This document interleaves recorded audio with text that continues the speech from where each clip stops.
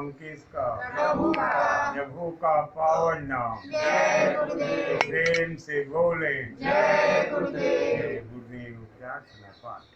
जय गुरुदेव। जय गुरुदेव। मन में तू भजो गुरु का नाम। मन में तू भजो गुरु का नाम। मन में तू भजो गुरु का नाम। मन में तू भजो गुरु का नाम। दया में हरि से नर तन पायो। दया में हरि से नर तन पायो। मत करना अभिमान।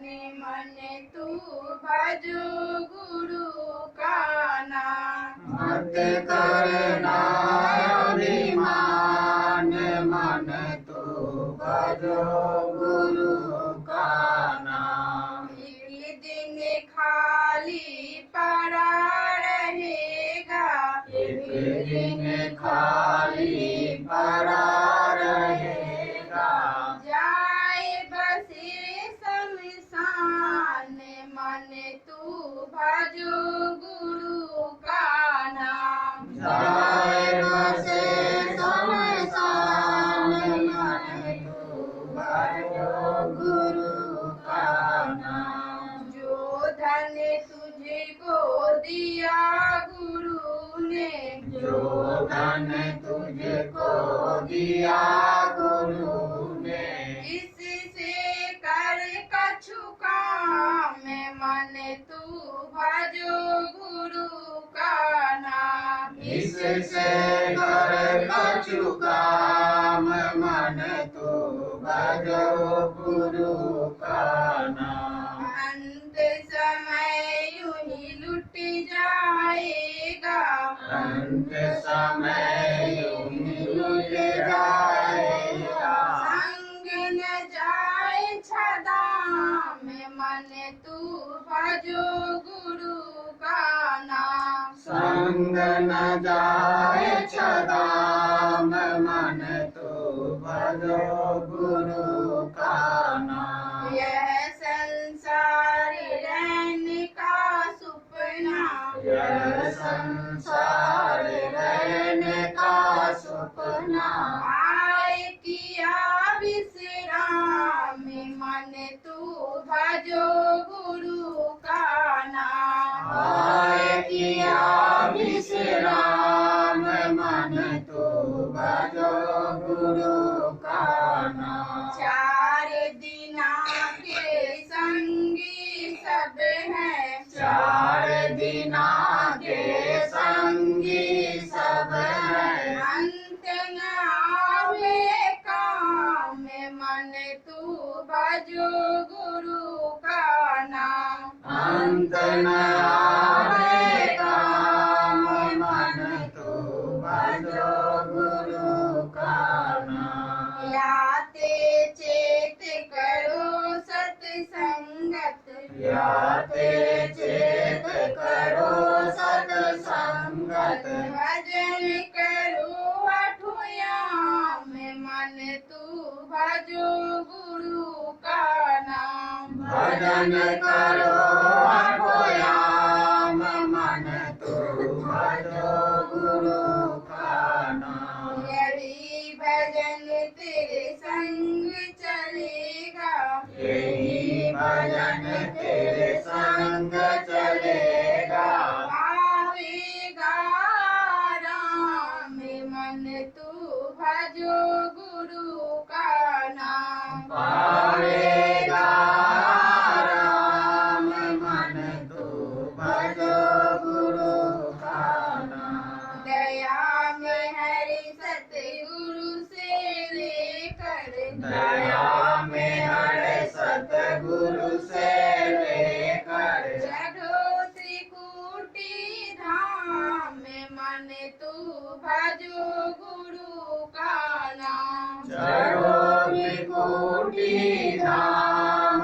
मन तू भजो गुरु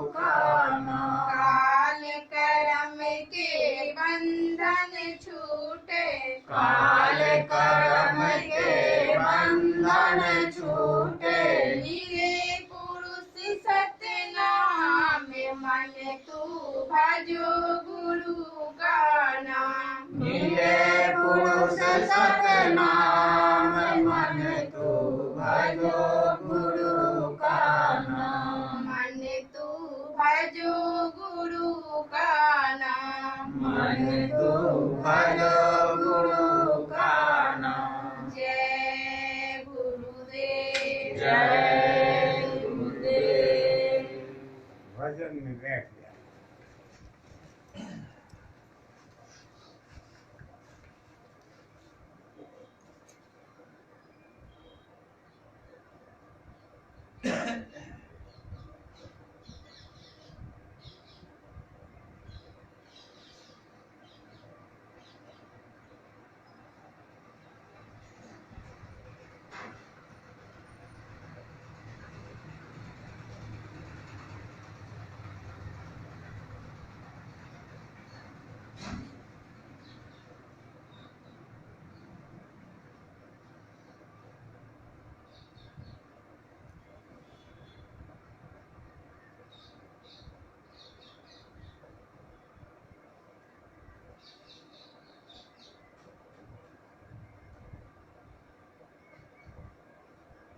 जय गुरुदेव। ध्यान की अवस्था में दोनों आंखों को बंद करके सीधा सामने देखें।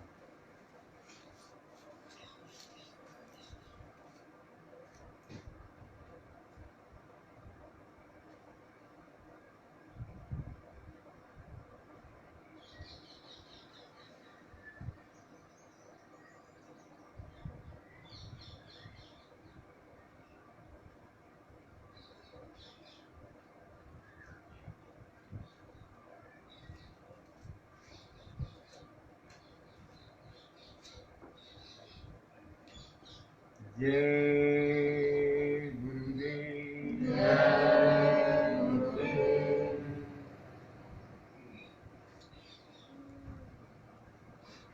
राष्ट्रवासी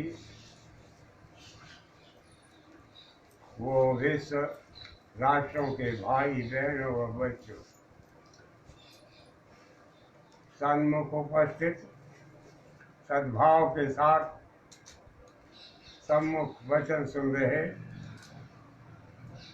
क्यों प्यारे पूज्य स्वामी जी महाराज की संगत के प्रेमी भाई बहनों बच्चों, गंभीरता के साथ परम प्रभु के संदेश को सुने जिन्हें परमात्मा कहते हैं।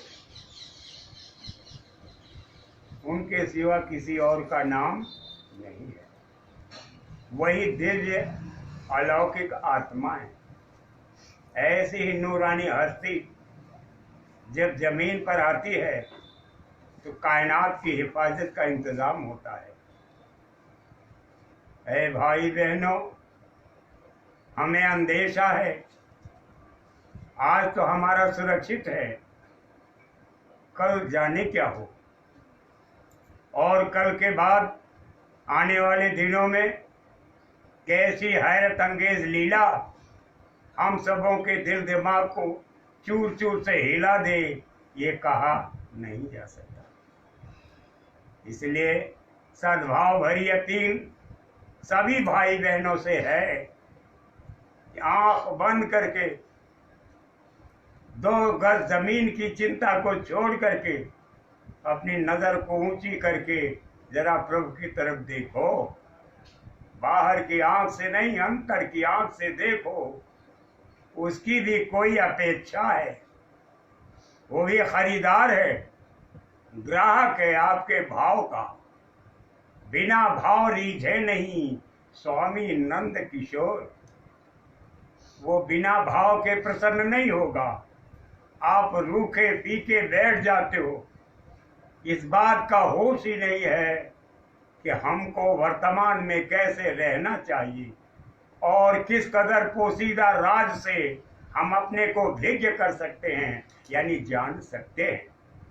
गोपनीय विषय है, जैसे समुद्र के धरातल को आप देखो, पानी ही पानी दिखाई देता है, नीचे क्या हैरत अंगेज लीला हो रही है कोई जान नहीं सकता। ऐसे ही आसमान का धरातल देखने वाली लोगों, जब आसमान के अंदर जाओगे तो वहां अंदर में कैसी कैसी लीलाएं अनंतों भुवनों में हो रही हैं, अंतरिक्ष में हो रही हैं, ऐसे जाने कितने सौर मंडल हैं। जब आपकी सूरत जाएगी, आपकी आत्मा जाएगी, एक रफ्तार के साथ जाओगे और उन अजीजों की तरफ नजर उठा के देखोगे तो उस कायनात में भी हलचल मच जाएगी।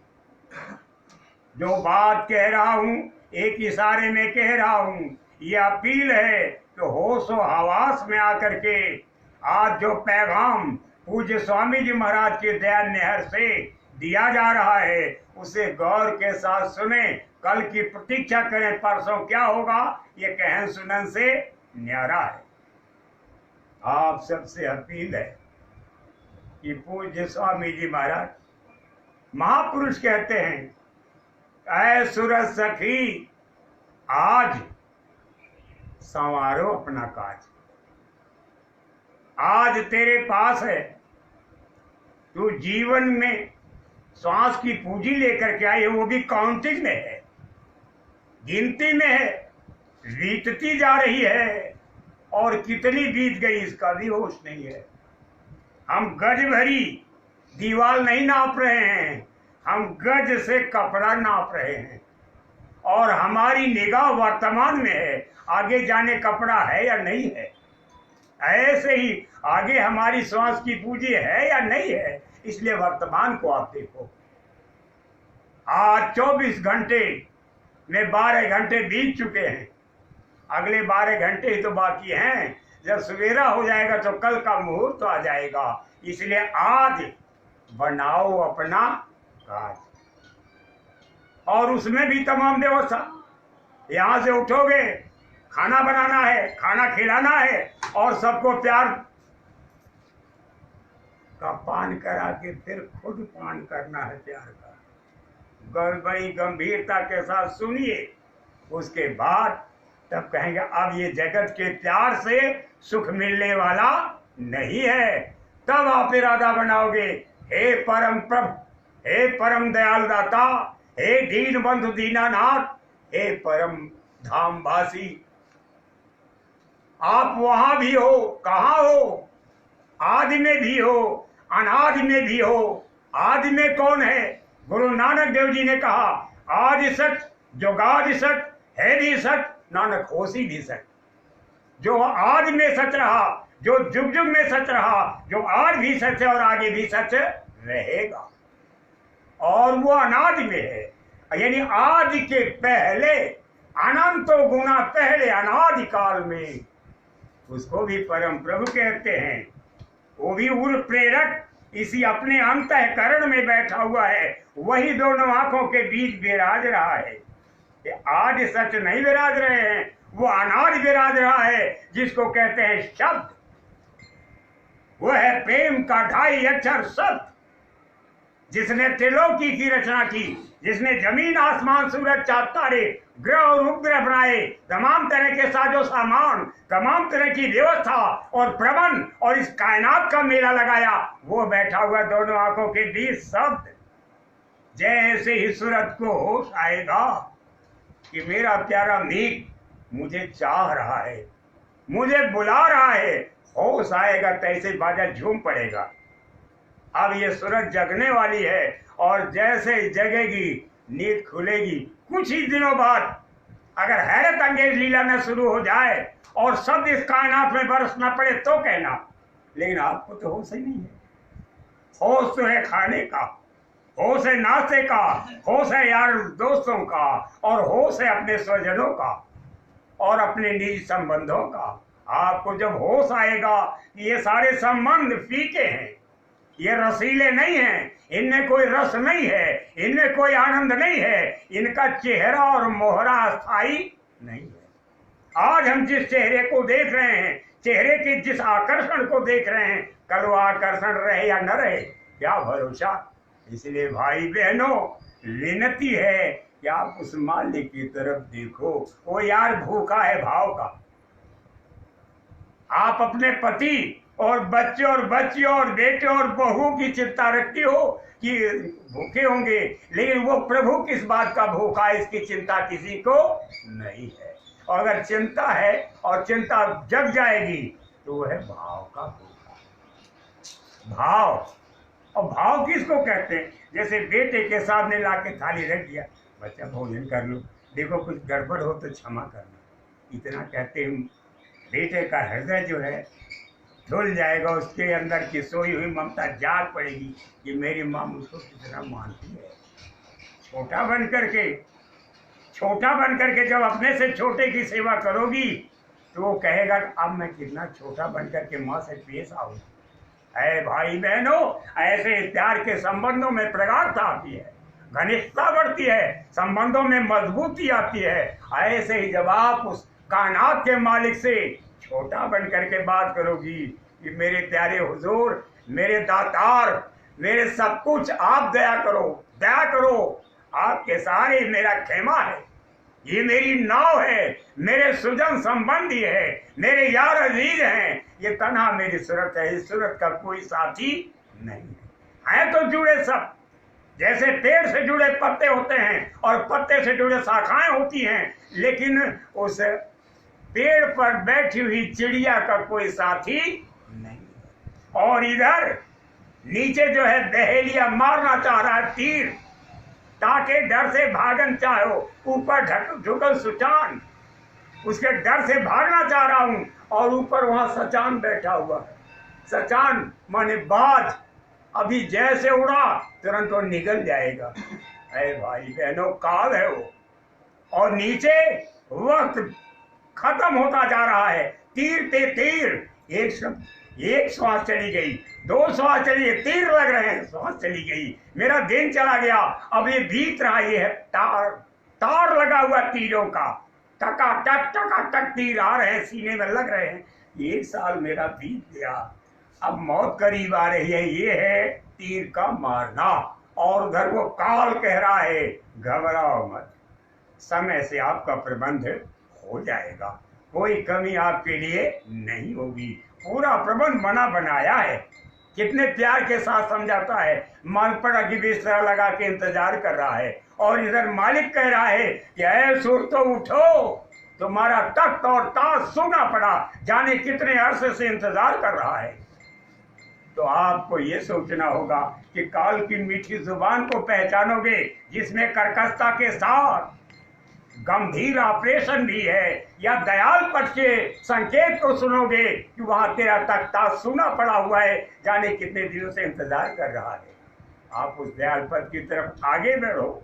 जब स्वामी महाराज ने कह दिया कि दरवाजे पर बैठो और विश्वास करो, इसी जीवन में तेरी आशा पूर्ण कर दी जाएगी, यानी तेरी सूरत को चढ़ा दिया जाएगा, तो एतबार खो करके इधर उधर देखना गुनाह है, और ऐसे गुनाह से बचने की जरूरत है।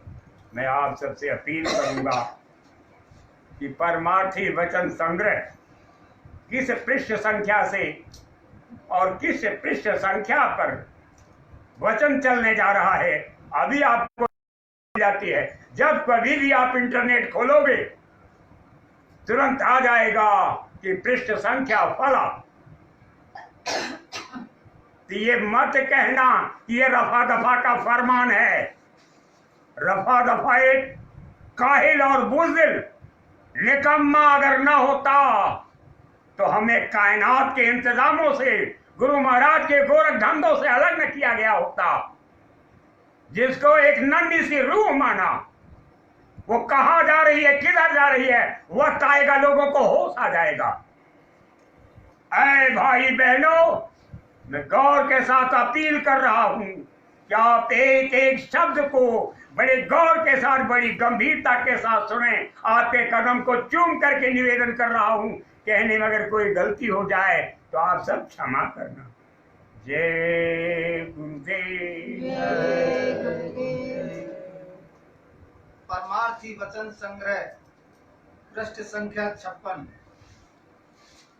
गुण दोष सब में रहते हैं, महात्मा महापुरुष पूज्यपाद परम संत स्वामी बाबा जय गुरुदेव जी महाराज का संदेश, गुण दोष सब में रहते हैं।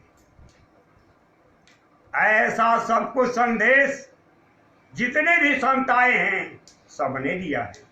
संत सभी दूर घर से आवे, भेद कुल मालिक का गावे। जितने भी संत जमीन पर आए वो कुल मालिक के यहाँ से आए और सबने उस मालिक का जिक्र किया है, वर्णन किया है। वो स्वामी जी महाराज ने लिखा कि जड़ चेतन गुण दोष में विश्व कीन करतार, संत हंस गुण गहि पै परिहरिवाय विकार। जड़ चेतन और गुण दोष से सनी हुई ये सृष्टि है। जैसे ये कुल्हड़ है, कुल्हड़ मिट्टी का होता है, लेकिन अकेले मिट्टी से बनता नहीं है। अगर उसमें पानी नहीं मिलाया जाएगा तो वो कुल्हड़ बनने वाला नहीं है।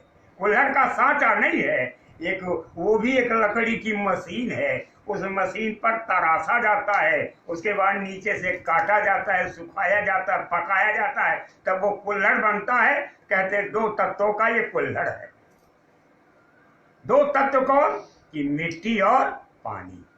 ऐसे ये जो रचना आप देख रहे हो, जो विस्तार आप देख रहे हो, चाहे 5 तत्व का हो, चाहे 4 तत्व का, चाहे 3 तत्व का, 2 तत्व का, 1 तत्व का, सब में मालिक का जहूर शब्द है और शब्द के साथ गुण और दोष भी है।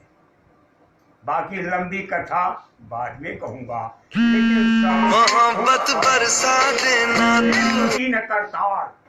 करतार ने बहुत खराब दिखाई दे रहा, क्यों न राजा रावण ही सही, उसके अंदर भी कुछ अच्छाइयां थी, जिनकी वजह से इतने बड़े परिवार को 1 लाख फूल 1.25 लाख नाती, इतने बड़े परिवार को, इतने बड़े कुल खानदान को, इतने बड़े संप्रदाय को, अरे राष्ट्रवासियों, उसने बांध रखा था और उसके हुक्म के बगैर कोई तिल भर भी इधर से उधर जा नहीं सकता था। आप अपनी औरत को नहीं बांट पा रहे हो, आप क्या हो? मैंने इशारे में कहा था कि मैं आपको एशिया का प्रबंधक बना दूं, और आपकी बीवी जो है आपके खेमे में नहीं है और आपको होश नहीं आया। अरे भाई बहनों, मैं कोई बात इशारे में कह दूं, इसका मतलब ये ना समझो कि मैं कोई बच्चा बोल रहा हूं। अरे भाई बहनों, आप सबसे कहता हूं,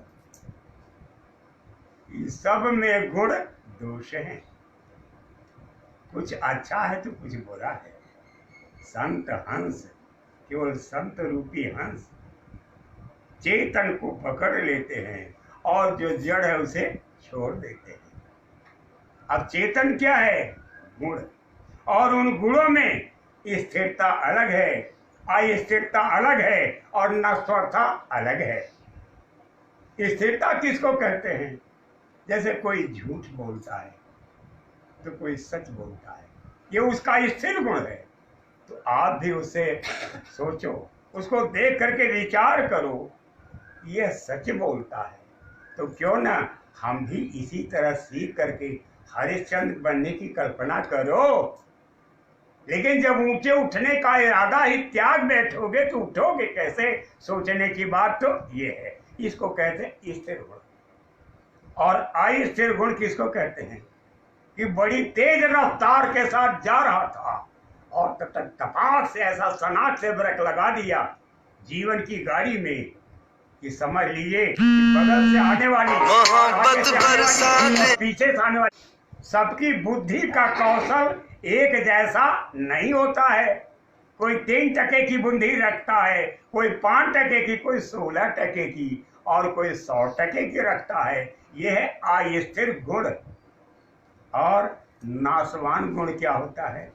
कि जैसे पेशाब करने की कला, कोई खड़ा होके करता है, कोई घूम के करता है, कोई बैठ के करता है, कोई कहता नहीं ऐसा नहीं ठीक, जरा एकांत में चलो, हम थोड़े मैदान में कहीं एकांत दे के वहीं बैठ जाएंगे, पानी नीचे चला जाएगा, गंदगी सूरज भगवान खत्म कर देंगे।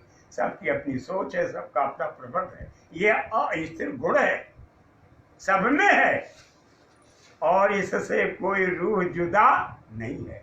अब हमारे पास आंख होनी चाहिए, हमारे पास विवेक होना चाहिए, हमारे पास संयम और साधना का स्टोर होना चाहिए कि किसी को देखें और देखते ही पहचान करके उसके गुण को ग्रहण कर लें और अवगुण को छोड़ दें। और आप कहेंगे कि सब मीठा मीठा हमको चाहिए और बुरा मैं छूना भी नहीं चाहता।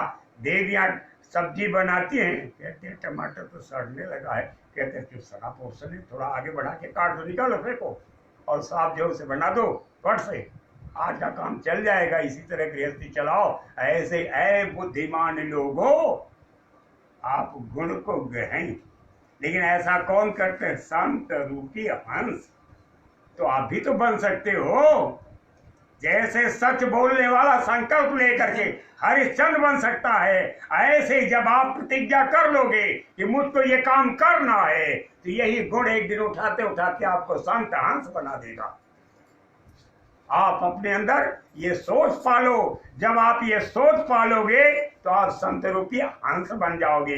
इसके पहले पीछे मुड़ करके इधर उधर देखने की जरूरत नहीं है। गौर के साथ आप सुने, सब में गुण और दोष हैं। हाँ, गलती सभी से हो जाया करती है। अक्सर हकीकत ये है कि सबसे गलती हो जाया करे। अभी मस्तक जो है पजल है, उसका मस्तक काम नहीं कर रहा, तब तक जरा सा आया, कहीं क्या बताएं, वो पानी पीना था, तब तक लगे काफी पी ली। बहुत तेज दिमाग, बहुत तेज दिमाग। एक कहें क्या बताएं, बहुत तेज प्यास लगी थी, अच्छा चलो इसे काफी से ही प्यास बुझा लेते हैं। ये उसकी सोच। उसके अंदर ये भी धारणा बनी थी कि पहले पानी पीऊंगा तब उसके बाद काफी पीऊंगा, लेकिन इतने कम समय के अंतराल में पानी मांगा, पानी आने से रहा, तब तक काफी हाथ में आगे का चलो इसी से प्यास बुझा लूंगा। तो गलती बनी, लेकिन अल्पकालिक बनी, नन्ही सी बनी और सूक्ष्म और भारी गलती नहीं बनी। कहने का मतलब सब में अच्छाइयाँ और बुराइयाँ होती हैं। आप केवल बुराइयों को मत काउंट करो, इसके अंदर ये कमी है, इसके अंदर ये कमी है, वो ऐसा बोलता है, वैसा बोलता है और ऐसा तीर मारता है। ये हमारा आपका अविवेक है। कितना विवेकशील है, कितना विचारवान है, कितनी गहनता और गंभीरता के साथ और तीर ये चला रहा, फेंक रहा है, कैसा अचूक निशानेबाज है, ये आप देखो। कौशल इसको कहते हैं। प्रेमी भाई बहनों, कौशल को ही जहूर कहते हैं और जहूर से जो चीज उपजता है, जो खेल होता है, उसी को जौहर कहते हैं, उसी को लीला कहते हैं। जैसे भगवान राम और कृष्ण जमीन पर आए, उनके पास भी बुद्धि थी और बुद्धि के कौशल को लोगों ने देखा और कौशल से जो जहूर बना, जो जलवा बना, उसे आपने देखा। इसी कायनात में हुजूर मोहम्मद मुस्तफा सल्लल्लाहु अलैहि वसल्लम भी आए, वो भी एक इंसान से महज गरीबी में थे। जब आटा चालने की उस समय चलनी नहीं थी, तो आटे को ऐसे ही नीचे से ऊपर करते थे। जब वो भूसी बाहर आ जाती तो उसको अलग करते थे, फिर नीचे से ऊपर करते, ऐसे उस वक्त काम चला जाता था। रोटी खा करके मोटी और भजन उन्होंने किया। उनका आहार विहार गंदा नहीं था। रूखी रोटी खाते पैगंबर, वो भी खुदा से डरते थे और आपके अंदर खौफ खत्म हो गया। आप मुसलमान हो कौम से जिसने ईमान को जमीन पर उतारा, जिसने इस्लाम को जमीन पर उतारा, जिसने इस्लाम से उस्लाम तक हकीकत का इजहार किया और जिसने उस चांद जैसे मुखड़े को देखा। आपने उसको देखा? अगर नहीं देखा तो मोहम्मद बनने का हौसला आपके अंदर नहीं है। आप तो जज्बातों में घिरे हो, आपने जिस्मानी खुराक में डूबे हुए हो और मजा ले रहे हो। ऐ प्रेमी भाई बहनों, ऐ लोगों, तमाम जात को मजहब के मानने वाले लोगों, हकीकत को गुमराह मत करो, हकीकत से गुमराह मत हो। दोनों शब्दों को समझो और परखो और आगे बढ़ो। इस कायनात को बुरा मत समझो। इस कायनात में जो हकीकत है, जो गुण हैं, जो सच्चाइयां हैं, जो अच्छाइयां, उन्हें आप जज्ब करो, पियो। यही सलीका है, यही कानून और कायदा है, इसी में विवेक है और इसी का अंजाम खुदा तक पहुंचा देगा। पीरे हक तक पहुंचाएगा, परम प्रभु तक पहुंचाएगा। अगर न ले जाए तो कहना। गौर के साथ आप सुनिए। यदि तुम किसी का काम देखते ही दोष देखने लगोगे, यदि, अगरचे, कदाचित, भरसंभव, ये सब समानांतर शब्द है। किसी के काम को देखा और देखते ही कमियां देखने लगे, ये तो जो है भचक रहे हो, काम तो बड़ा अच्छा कर रहे हैं लेकिन चलने में भचक रहा है, इसका मतलब कि कुछ लंगड़ा है। वह क्यों देखा? है विवेकशील लोगों, आप ये सोचो सब में प्रभु बैठा है, सब में काम क्रोध लोभ मोह अहंकार है, और सब में शील क्षमा संतोष विरह विवेक का बीज रखा है। कौन किस चीज से काम ले रहा है और कौन किस कौशल से आगे बढ़ रहा है, जरा उसे परखो। किसी को बुरा मत कहो, किसमें कितनी अच्छाई है और कितनी बुराई है, इस पर गंभीरता के साथ नजर डालने की जरूरत है। अगर आप नजर डालोगे, देखते रहोगे, सावधानी के साथ विवेक के साथ आगे बढ़ते रहोगे, तो एक दिन पीरे हक तक पहुंचोगे। और अगर ऐसा सब कुछ छोड़ दिया तो आप जानो आपका काम जाने। ये कायनात आपको तो संभालेगी, लेकिन जब आपका वजूद खत्म हो जाएगा तो जिस्म को लोग आग के हवाले कर देंगे या जमीन के अंदर दबा देंगे। रूह सन्न से इतनी तेज जाएगी, इतनी तेज रफ्तार है कि जरा इंटरनेट से आप पूछो, तमाम अध्ययन किया है कितनी तेज लाइट के साथ वो उठती है रूह, इसको जल्दी कोई देख नहीं सकता। यमदूत क्या संभालेंगे? उनके बस की बात नहीं है। यमदूत तो खाली आकर के गरजते हैं और बरसते हैं, कब मैं ये करूंगा वो करूंगा ऐसा करूंगा वैसे, मारते होते कुछ नहीं है। मारते कैसे हैं? अपने शब्दों के भयानक घाव को। 4 ठो गाली देंगे, उसी में आपकी हवा खराब हो जाएगी। लेकिन ऐसा सब कुछ होता है, जो होता है उसको नजरअंदाज नहीं किया जा सकता। बड़े गौर के साथ सुनिए आप। तो तुम्हारी मनोवृत्ति आगे चलकर बहुत ही खराब हो जाएगी। महापुरुष कहते हैं कि अगर दूसरे की गंदगी को, दूसरे के विकार को, दूसरे की कमी को आप निरंतर देखते रहोगे तो आपकी मनोवृत्ति गंदी हो जाएगी। मनोवृत्ति यानी मन की वृत्ति, जैसे गाड़ी चलाने की आदत गंदी हो जाएगी। गाड़ी आपको चलाना चाहिए था सपाट जगह से, सावधानी के साथ, विवेक के साथ। हैरत ना हो दिखाओ, कला मत दिखाओ, अपने जीवन की गाड़ी को भी संभाल करके ले चलो।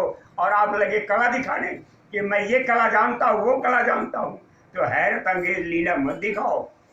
सावधानी के साथ चलो, मन की वृत्ति गंदी न हो, मन का इरादा दूषित न हो, मन में अविवेक न आए कि उनमें भी बुराई है, उनमें भी बुराई है, इसमें भी बुराई है, उसमें भी बुराई है। ऐसे हो सकता ईश्वर भी बुरा हो, कहीं ऊपर भी बुरा हो। बुराई ऊपर से मालूम कुछ नहीं, बस ऐसे जमीन पर बैठ करके अंदाजा लगाते हैं ये भी बुरा, वो भी बुरा, वो भी, सब बुरे हैं और अच्छा कौन है? एक मैं।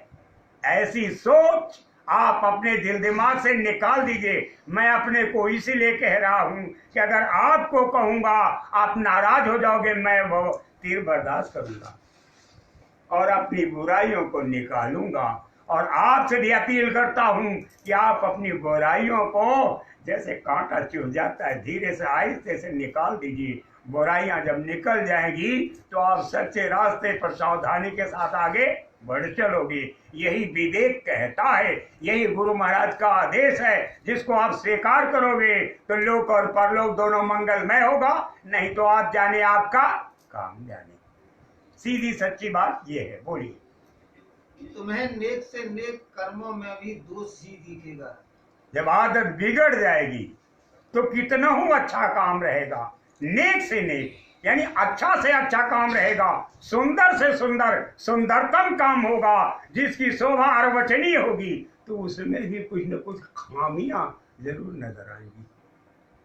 कि देखिए है तो बहुत सुंदर, लेकिन ये जो है ये मामला है, इसमें थोड़ा सा गड़बड़ी ये है, आप खामी देख रहे हो, अच्छाई नहीं देख रहे हो।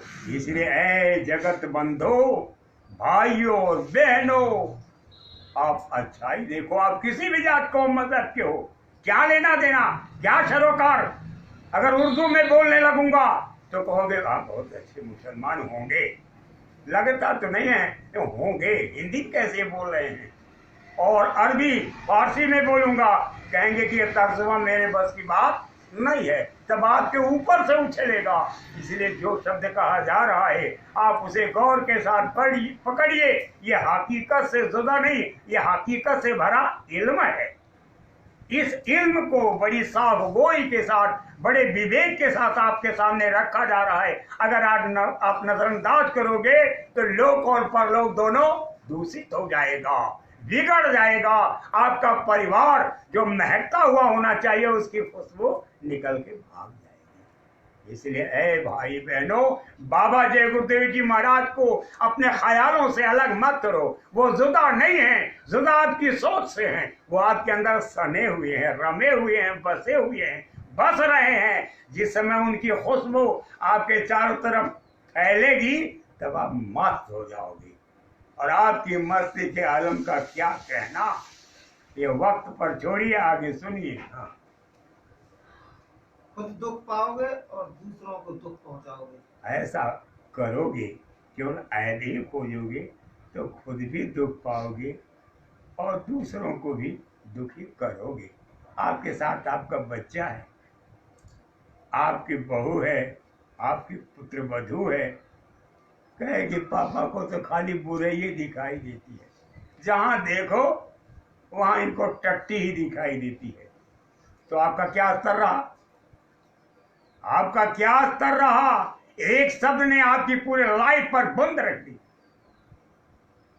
इसलिए सब में बुद्धि है, सब में प्रभु बैठा है। जाने कब कौन कैसा तीर मार दे, वो तीर आपको गिरा देगा, ध्वस्त कर देगा, राख कर देगा। इसलिए सब में प्रभु को देखते हुए अच्छा देखो, अच्छा सुनो और अच्छा विचार करो। और जो कमी होगी, मालिक काम कर करा रहा है, मालिक दिखा रहा है, मालिक ठीक करेगा। हमारा काम बुराई देखना नहीं है। आप इस निर्णय पर पहुंच जाओ और इस संसार सागर में, इस संसार रूपी भ्रम के देश में आप बड़े विवेक के साथ आगे बढ़िए। यही मेरी प्रार्थना है, यही मेरी विनती है। हाँ, इसके एवज में तुम गुण देखोगे तो महात्मा कहते हैं बुराइयों को देखने के बजाय अगर आपने रेगुलरिटी आ गई, निरंतरता आ गई और गुण आप देखने लगे, देखिए कितना सच बोलता है। आप पूछ बैठे कहाँ से आ रहे हो, कहा मैं फला जगह से आ रहा हूँ। कहा फला जगह में कहाँ से, कहा वहाँ गया कि मैं सिनेमा देखने।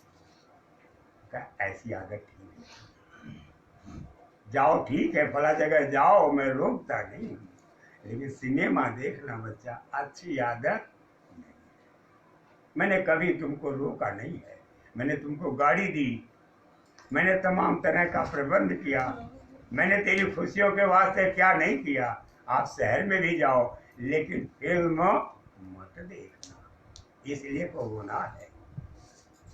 हकीकत में ये कि जो इल्म हमको हासिल करना चाहिए उसमें आज वो इल्म नहीं है।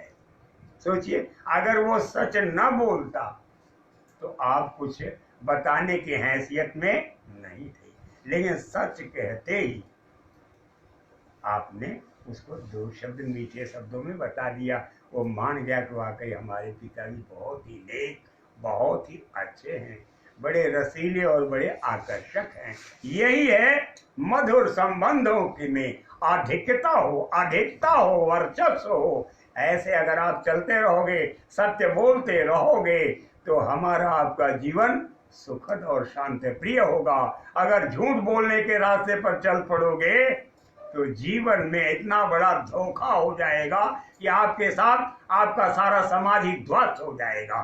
जैसे लंकाधिपति रावण के साथ उसका पूरा समाज चला गया।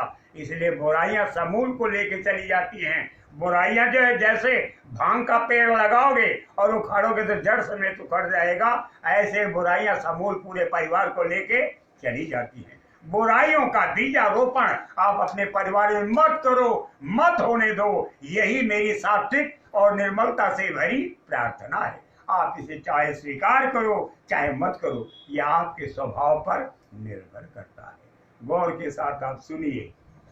तो तुम्हारी मनोवृत्ति शुद्ध रहेगी। महापुरुष कहते हैं जब आप गुण देखने लगोगे तो मनोवृत्ति जो है शुद्ध रहेगी। आपके अंदर गंदगी नहीं आएगी, विकार नहीं आएगा और आपकी मनोवृत्तियां आड़ी तिरछी चाल नहीं लेके जाएंगी। जैसे गाड़ी चल रही है रफ्तार में, अगर गाड़ी का चक्का इधर उधर झूम के चल रहा है तो किसी भी समय घटना घट सकती है। ऐसे ही जब आपकी मनोवृत्तियां बिल्कुल शांत, सरल, स्पष्ट और साफ लक्ष्य की तरफ आगे बढ़ती रहेंगी तो गाड़ी आपकी एक रफ्तार के साथ बड़े शांत और विवेकपूर्ण ढंग से आप लक्ष्य को पा लोगे।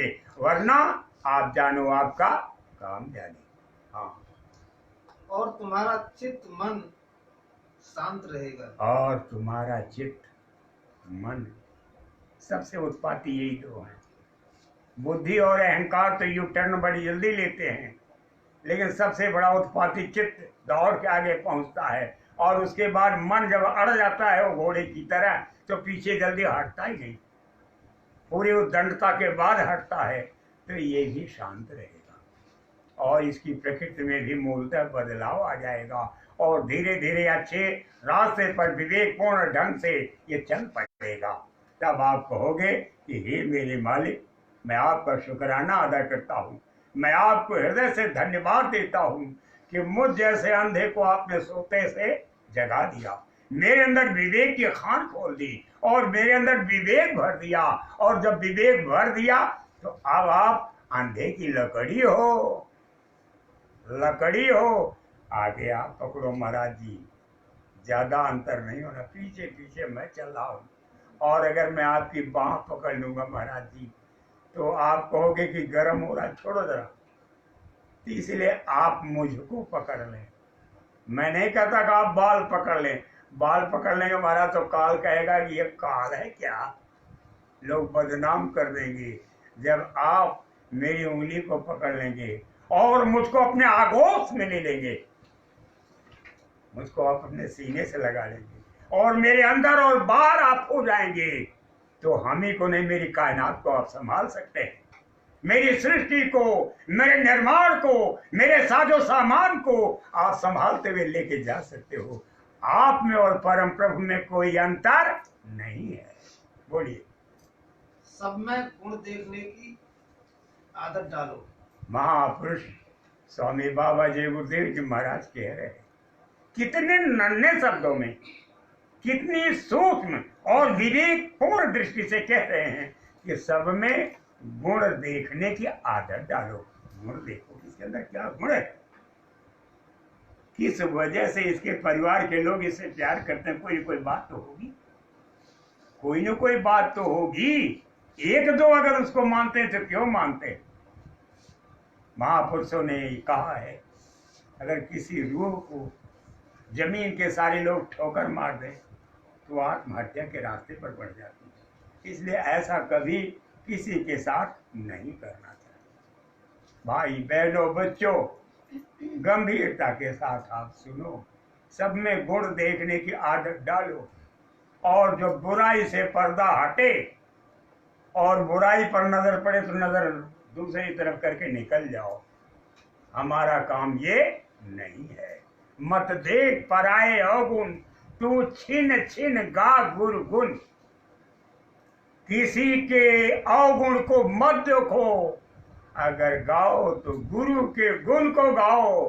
गुरु गुरु गाओ रे, तू गुरु मुख प्यारे, गुरु तेरी नैया लगावेंगे किनारे।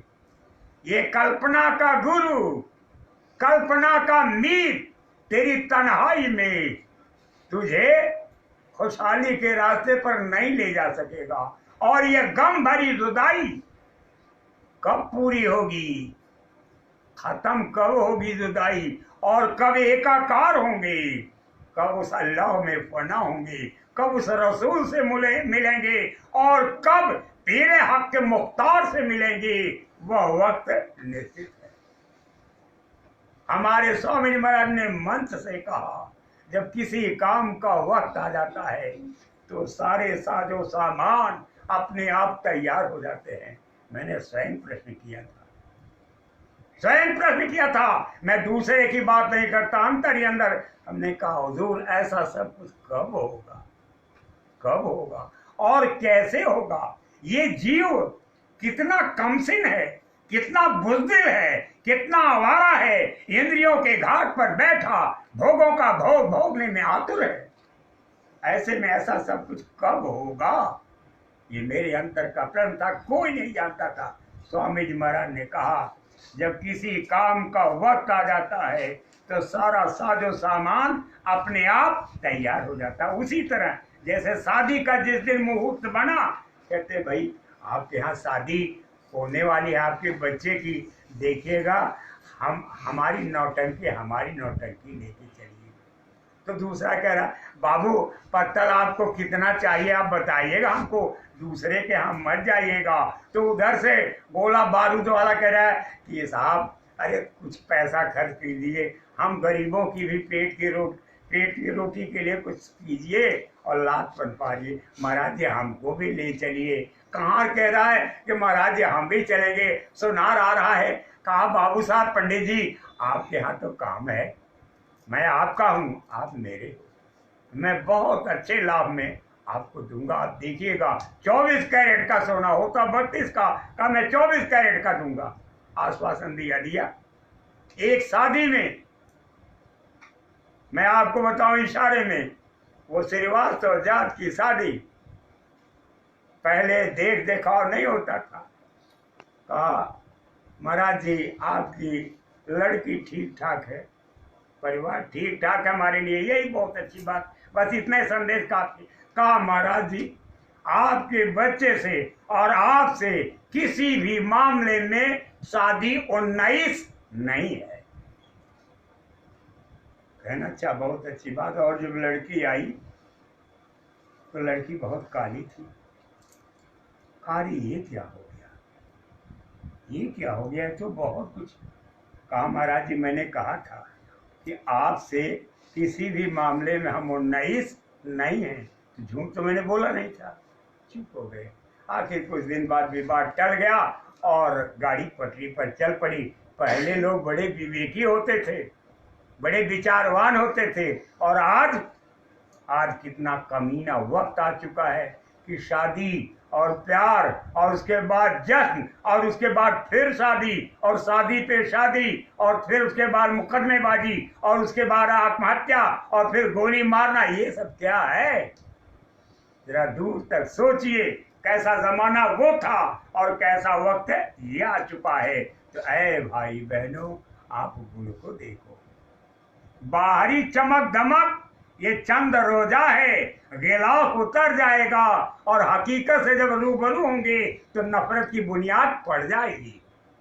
इसलिए ये माया ने जो गिलाफ डाल रखा है, माया ने जो सलोना स्वरूप बना रखा है, आकर्षक चेहरा बना रखा है, इसी चेहरे से आप मिलते जुलते रहो, आते जाते रहो और इस संसार में जगत का आनंद भी लेते रहो, लेकिन मधुर आनंद और पवित्र आनंद। अगर गंदे आनंद में डूबोगे ये रूह गंदी हो जाएगी, और जब रूह गंदी हो जाएगी तो इसे साफ करने का मोह तब तक आपके पास नहीं आएगा जब तक कि संत सदगुरु न मिल जाए। और संत सदगुरु मंडी का सामान नहीं है, बाजारू सौदा नहीं है, संत सदगुरु की बाजार चारों तरफ नहीं लगी है। इसलिए बड़े विवेक के साथ आप एक एक शब्द को सुनिए।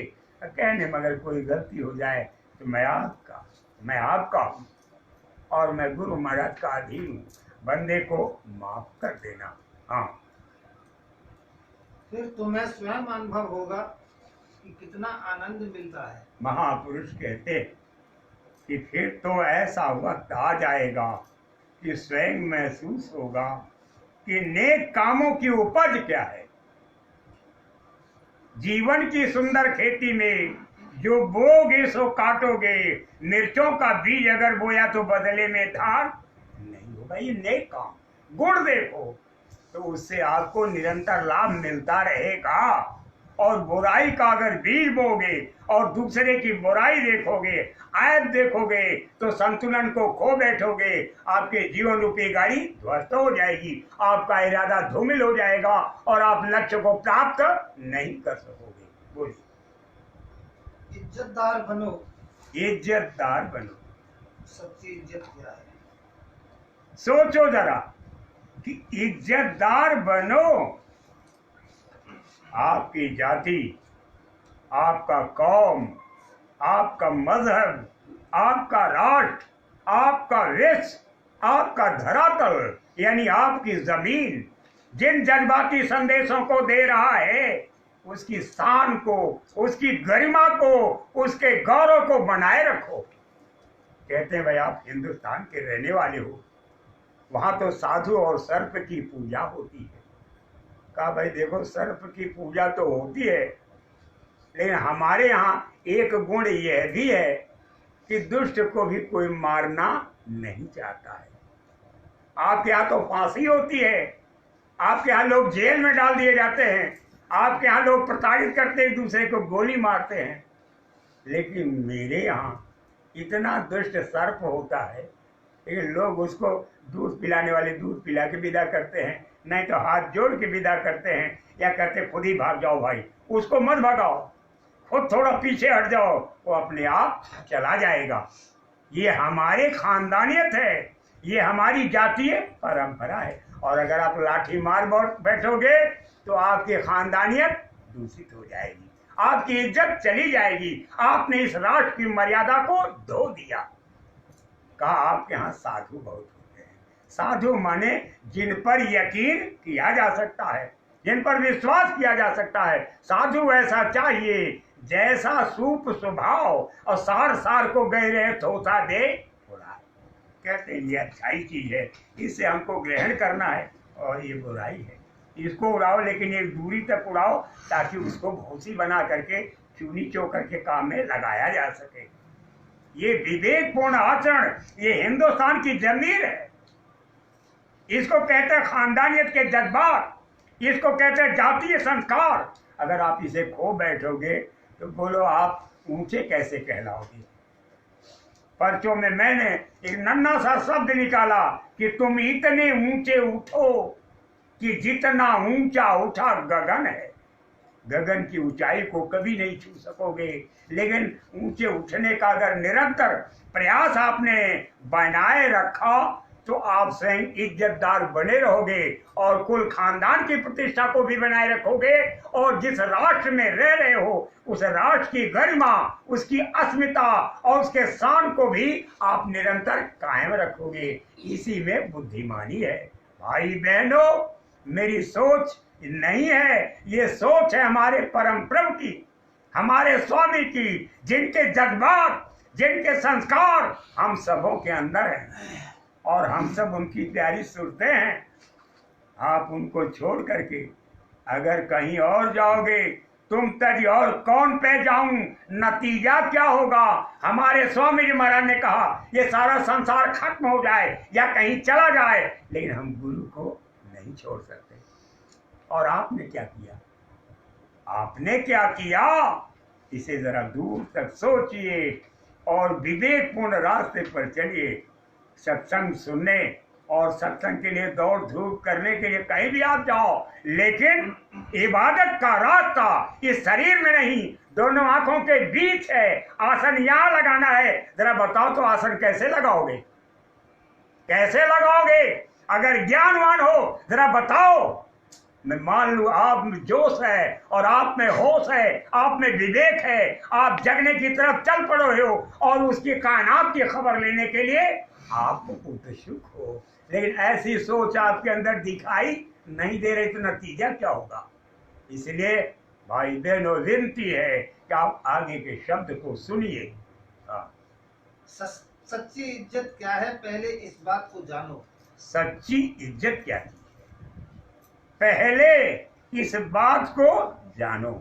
पहले प्रथम वरीयता किस बात को दी जा रही है कि सच्ची और इज्जत क्या है।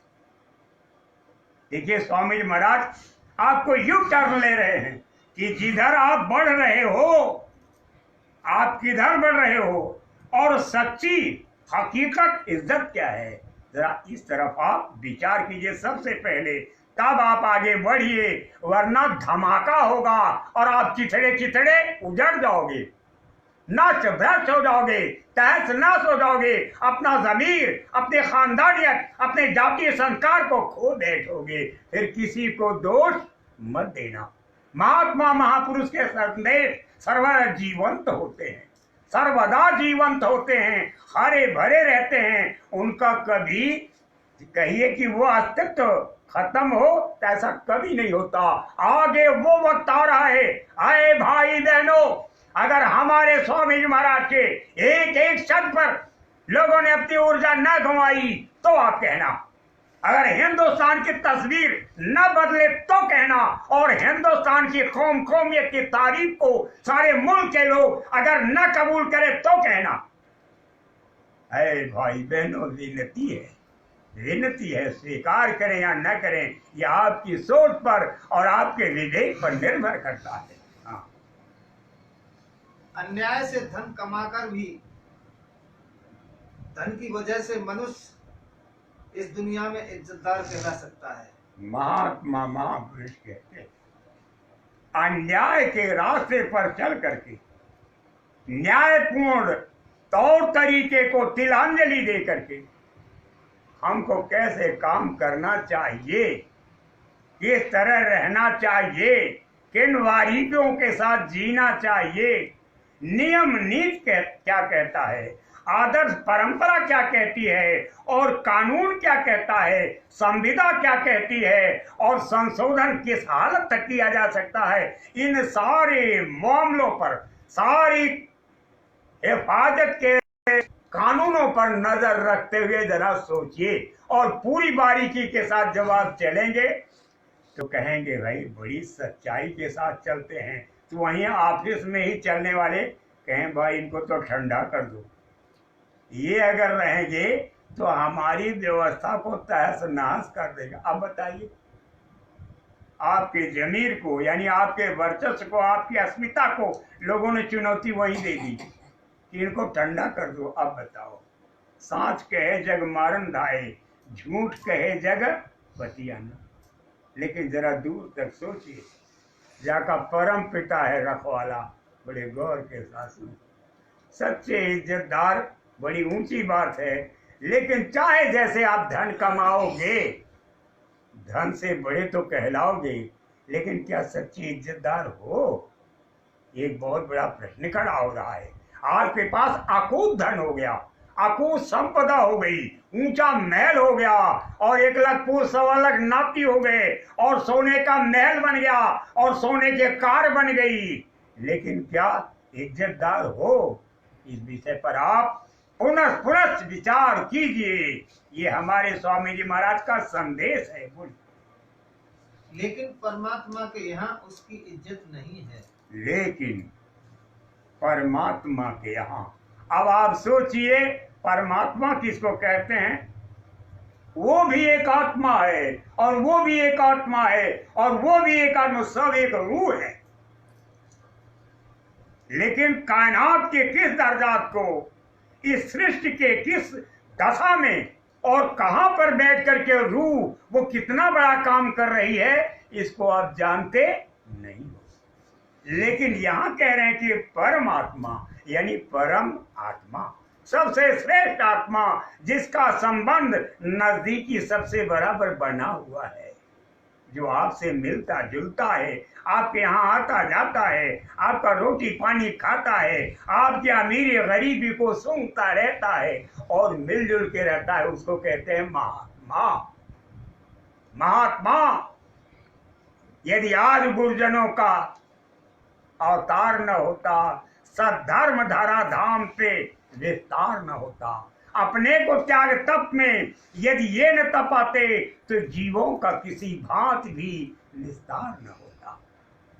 गुरुजन हैं, उनको परमात्मा कहते हैं।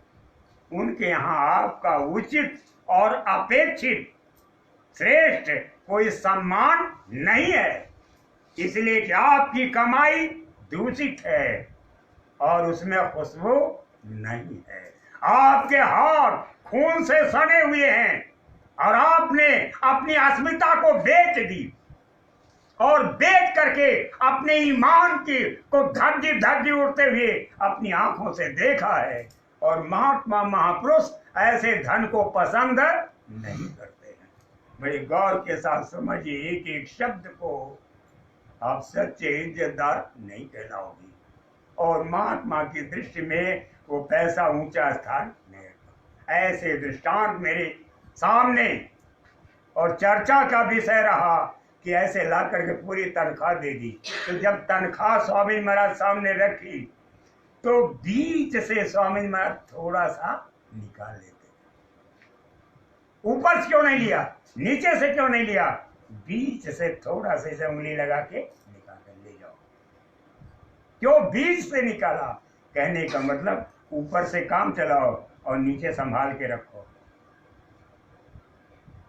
अगर वो विवेकी है तो समझ जाएगा कि ऊपर से काम चलाओ, नीचे संभाल के रखो।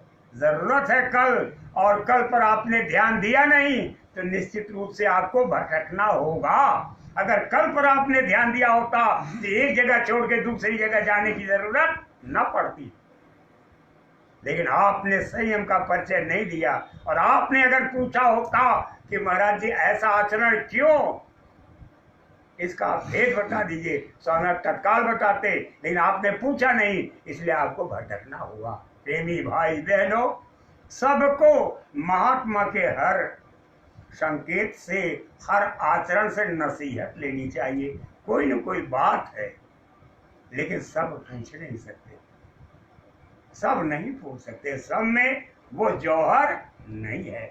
महात्मा महापुरुष की नजर से नजर मिलाना सबके बस की बात नहीं है, क्योंकि हकीकत का इल्म रखते हैं। साफ गोई के साथ वो जानते हैं कि ये रूह कैसी है, कहते कुछ नहीं, कभी कुछ नहीं कहते। बड़े गौर के साथ आप एक एक शब्द को सुनिए।